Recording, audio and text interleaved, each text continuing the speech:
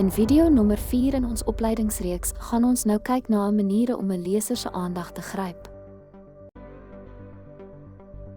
Gebruik skok, verrassinge, surrealisme.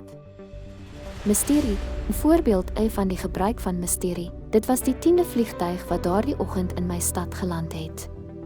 Waarskynlik 'n rekord vir 'n stad sonder 'n lughawe. Betrek jou karakters in raaiselagtige situasies aan die begin van die verhaal. Laat 'n skynbaar betekenislose gebeurtenis of iets wat die leser nie heeltemal verstaan nie, aan die begin van die verhaal plaasvind. Of los die raaisel onopgelos, afhangend van jou doelwitte. Ongewone omgewing. Hier is 'n mooi voorbeeld. Die blomme in daardie woud was groter as die bome. Beskryf 'n ongewone toneel in die eerste sinne wat die leser aandagtig en nuuskierig maak. Deel interessante en ongewone besonderhede wat hulle laat wonder, wat is hierdie plek? Absurditeite. 'n Voorbeeld, my seun het nie opgehou huil sedert hy uitgevind het ek het sy troeteldier rond by Sondag se braai bedien nie. Skok die leser met 'n karakter wat iets ongewoons openbare inligting wat hulle meer wil weet oor wat gebeur het.